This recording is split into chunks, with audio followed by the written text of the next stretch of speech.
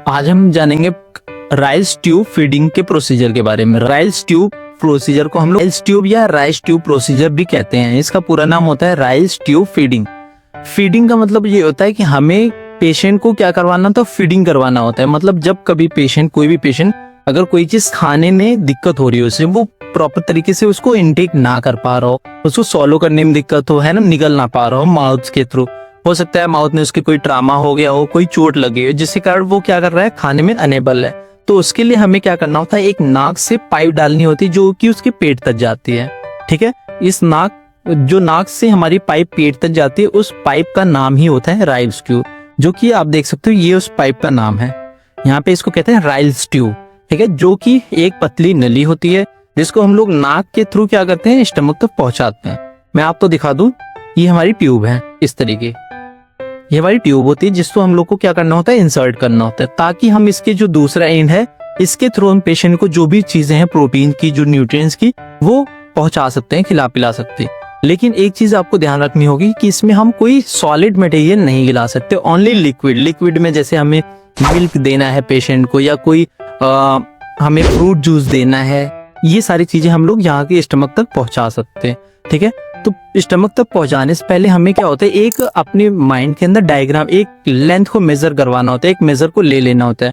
उस मेजरमेंट को लेने के लिए हमें क्या करना पड़ता है, पहले पेशेंट के नोज से, ये नोज वाला एरिया यहाँ तक हमारा हो जाता है फेरिंग्स। ठीक है, फेरिंग्स के बाद हम एक क्या करते हैं, एक लाइन ड्रॉ करते हैं, लाइक यहाँ जैसे हमारे स्टर्नम बोन होती है, यहाँ पे जैसे स्टर्नम खत्म होता है तो उसमें हमारे मिड में, यहीं पे बीच में थोड़ा सा लेफ्ट साइड ही जाएंगे तो यहाँ पे हमारा होता है स्टमक। स्टमक वाले पार्ट तक की हमको ट्यूब को इंसर्ट करना है, तो ये हमारा स्टमक वाला पार्ट हो गया। ठीक है, तो बेसिकली नॉर्मली हम देखते हैं कि ये हमारे 50 टू 60 सेंटीमीटर के एबव में आ रहा है, इसी के बीच में बिटवीन 50 टू 60 सेंटीमीटर के बीच में आ रहा है। तो इसका मतलब ये हमारी ट्यूब 50 टू 60 सेंटीमीटर हमारे क्या आ जाएगी, बॉडी की कैविटी के अंदर, ताकि ये हमारे स्टमक तक पहुंच जाए।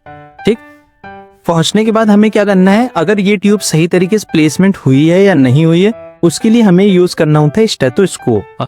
ठीक है, स्टेथोस्कोप क्या है, ये एक ऐसी डिवाइस है जिससे हम बॉडी के साउंड्स को सुनते हैं। ठीक है, वो चाहे हमारे हार्ट बीट हो, चाहे स्टमक का कोई साउंड हो, इसीलिए हम क्या करते हैं, इसका यूज करते हैं ताकि हम बॉडी से साउंड को सुन पाए।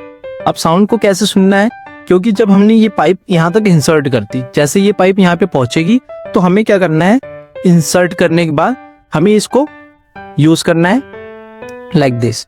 यूज करने पे यह है तरीका कि इसके डायफ्राम को हम स्टमक वाले एरिया पे इस तरीके से रख के हाथ से ऐसे दबा के रखेंगे। ठीक है, और उसके बाद जो इसका ट्यूब का दूसरा वाला एंड है, उस एंड को हम लोग ऐसे खोलेंगे।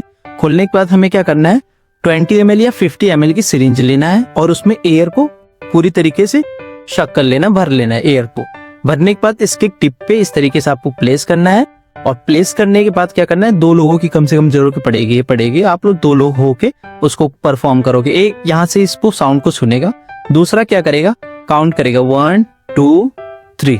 जैसे 3 बोलेंगे हमें एयर को इंसर्ट कर देना है। जैसे हम फोर्स के साथ एयर को इंसर्ट करेंगे तो इसके अंदर एक बीट आएगी जो हमें सुनाई देगी।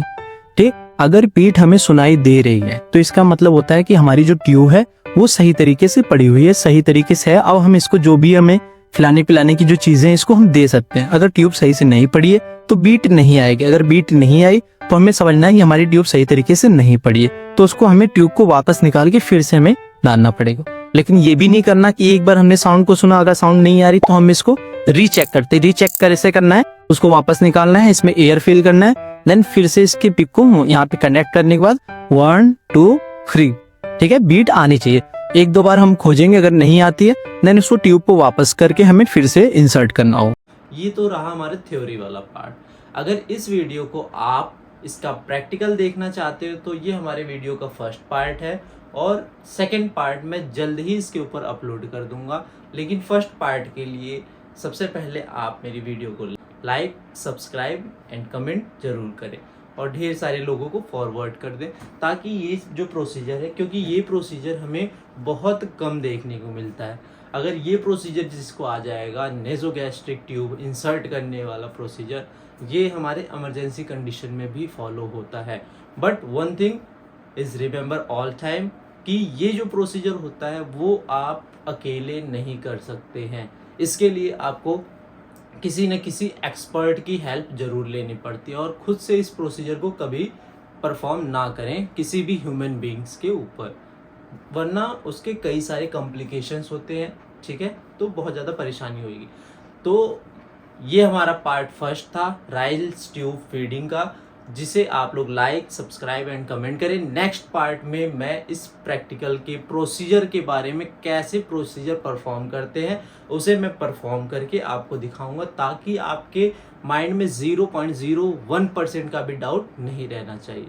Thanks for watching my video Ryle's tube feeding.